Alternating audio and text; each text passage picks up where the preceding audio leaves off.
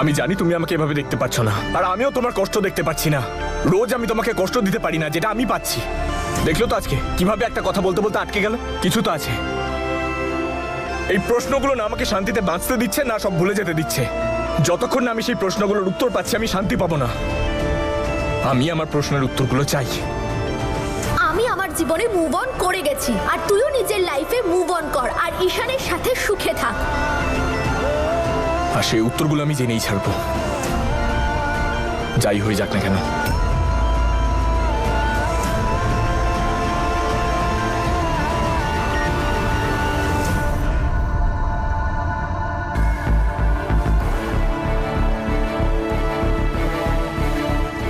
কেন নম্রতা, তুই কেন করছিস এসব? তুই হয়তো ঈশানকে এভাবে দেখতে পারছিস, কিন্তু আমি পারছি না। আমি আর পারছি না এসব সহ্য করতে। তুই কেন কিছু বলছিস না? তুই কেন চুপ করে আছিস? কি এমন কথা আছে তোর মনে যেটা তুই মুখ ফুটে বলতে পারছিস না? কিচ্ছু বলবো না। যতক্ষণ না তুমি আমাকে ইনজেকশন দিচ্ছ, আমি কিচ্ছু বলবো না।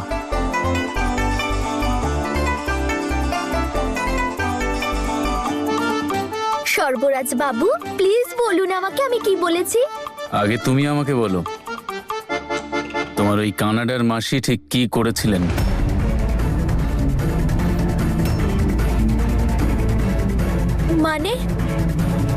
মানেটা তুমি খুব ভালো করে জানো। যেটা জিজ্ঞাসা করছি সেটা উত্তর দাও। কি করেছেন কি ওই কানাডার মাসি? তাড়াতাড়ি বলো, অনেক হয়ে গেছে সাসপেন্স, আমি জানতে চাই। 1 মিনিট। তার মানে আমি কিচ্ছু বলিনি? খালি এদিক ওদিক কথা ঘোরাচ্ছিলে তুমি। সবাই ভাবছিল যে এবার কিছু বলবে, এবার কিছু বলবে। আর তোমার ওই কানাডার মাসি, উনি তো সাংঘাতিক ভয় পাচ্ছিলেন যে তুমি কিছু বলে না দাও। কিন্তু তুমি তো সে আস্ত ঠেঁটা, এত নেশা হওয়ার পরেও তুমি কিচ্ছু বললে না। ধুর, কোনো মানে হয়? ওপরওয়ালাকে অনেক ধন্যবাদ, থ্যাংক ইউ।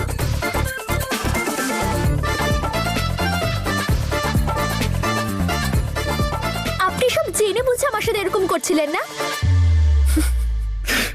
সত্যি কথা বলতে হেভি মজা লাগছিল।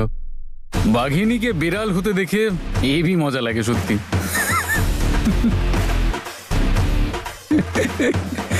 আপনি খুব খারাপ। আপনি জেনে বুঝে এসব করছিলেন না? আপনি খুব খারাপ। আপনি জেনে বুঝে আমার সাথে মজা করছিলেন।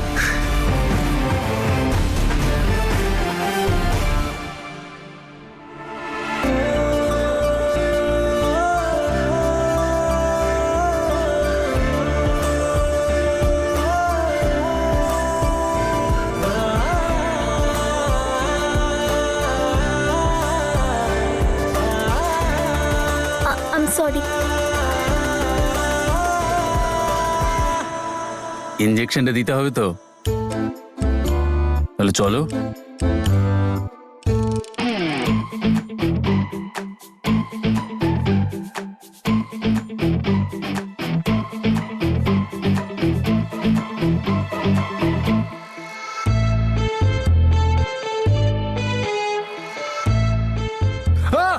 আমি ছোট থেকে ইনজেকশনে বড্ড ভয় পাই।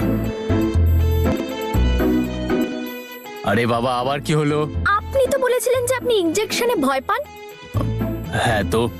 ডাক্তার হয়ে আপনি ইনজেকশনে ভয় পান? আরে বাবা, তা এটা কোন বইয়ে লেখা আছে যে কোনো ডাক্তার ইনজেকশনকে ভয় পেতে পারে না? আর এমনিতেও ব্যথা তার লাগে যে ঠকে যায়, যে ঠকায় তার নয়। আর এই কথাটা তোমার থেকে ভালো আর কি বা জানবে?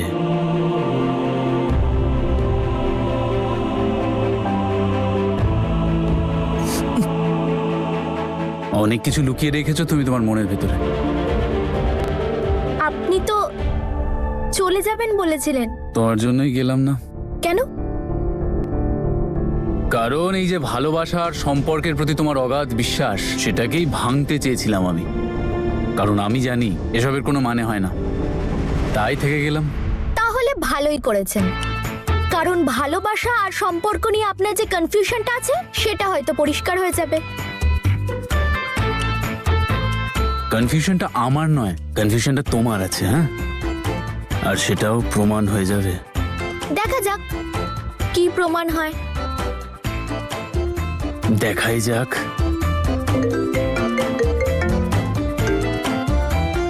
আরে কি দাদা, খাবার দাবারের কি হলো? খিদে পেয়েছে তো নাকি? হ্যাঁ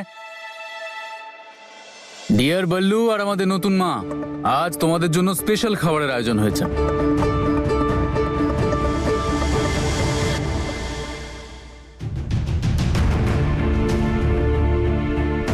এখন তুই ঠিক আছিস তো মা?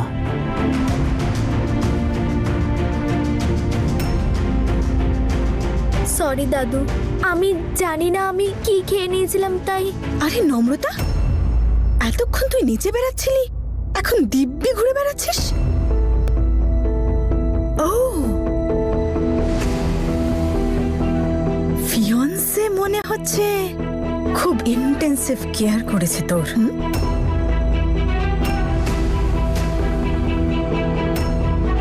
আচ্ছা তোর কি হয়েছিল বলতো? খুব নাটক করিস কিন্তু তুই। সব তো আপনারই ট্যালেন্টের মহিমা।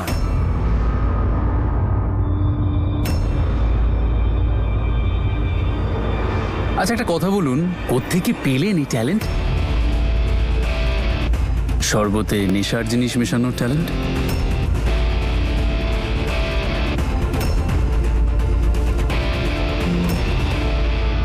কি করে পারেন বলুন তো এসব? সর্বরাজ, ইউ সো ফানি। হ্যাঁ একদম। খুব মজা করতে পারো তুমি। আরে আমি কি করে কিছু মেলাতে পারি? আমার হাতে তো মেহেন্দি ছিল, তাই না? এনিওয়ে, কি বানালে তুমি? দেখি তো একটু। কি এত বানাল? কোপ্তা, ওয়াও! তুমি তো এখানে সবার খেয়াল রাখছো দেখছি। বাট ইউ নো হোয়াট, একটা জিনিস রয়ে গেল। আর সেটা কি জিনিস? আমাদের বিয়ের ফাংশন, আর আমাকে এখন অবধি কেউ কোনো রকম গিফট দেয়নি।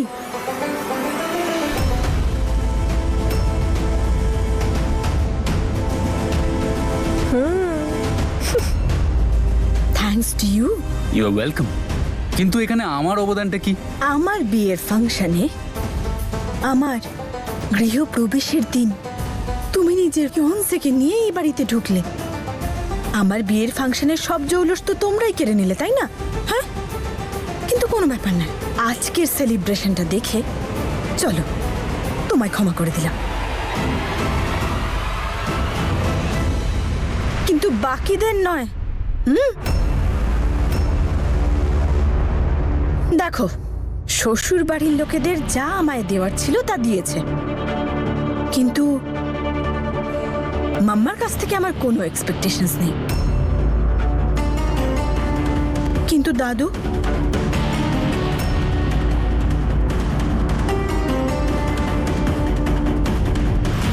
তুমি তো আমায় লালন পালন করে বড় করেছো, তাহলে নিজের দায়িত্ব কি করে ভুললে তুমি?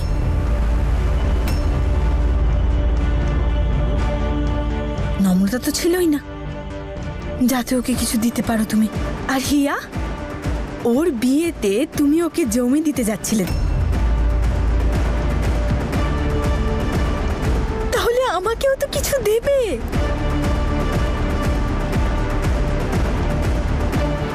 বলো দাদু, তুমি আমাকে কি দিচ্ছ?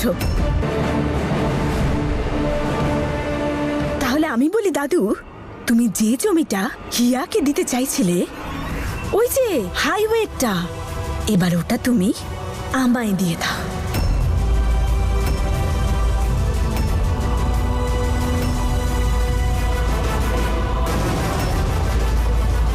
মানসি হিয়া ওটা নিতে চায়নি, কিন্তু তোমার আশীর্বাদ ভেবে আমি না হয় নিয়ে নেব। 1 মিনিট।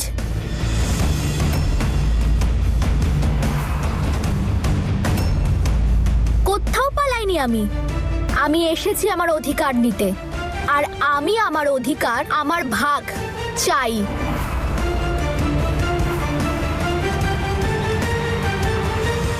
ওই জমিটা শুধু তোর নয়, আমারও অধিকার আছে, আমারও ভাগ আছে, তাই আমি আমার অধিকার চাই।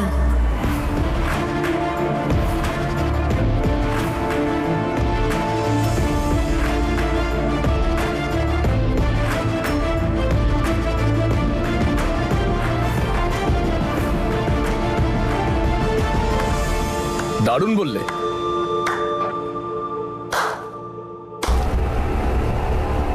এই হাততালি তো সবার দেওয়া উচিত তোর জন্য। সরি, আপনার জন্য। বাই দ্য ওয়ে, আমার নাম ঈশান। সরি, আমি হলাম এএসপি ঈশান। কি এসব? ইন্ট্রোডাকশন। যখন প্রথম কারোর সাথে আলাপ হয়, ইন্ট্রোডাকশন তো দিতেই হয়, যে লোকটা কে, কি করে, কোথা থেকে আসছে। তো আমি ইন্ট্রোডাকশন দিয়ে দিলাম, আমি এসপি ঈশান। আর তোমার পরিচয়টা কি? কে তুমি? ঈশান, না হিয়া, এখন না। আমি জানতে চাই ওর ব্যাপারে, কারণ যেই নম্রতাকে আমি চিনি সেও নয়।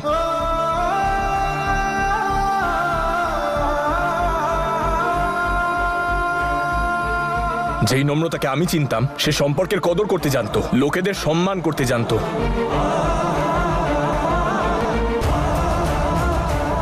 ওর যদি কখনো রাগও হতো তাহলে মন থেকে এইভাবে মিটিয়ে নিত। তুমি সে নও। এই মুহূর্তে তোমার চরিত্র দেখে ঘেন্না করছে।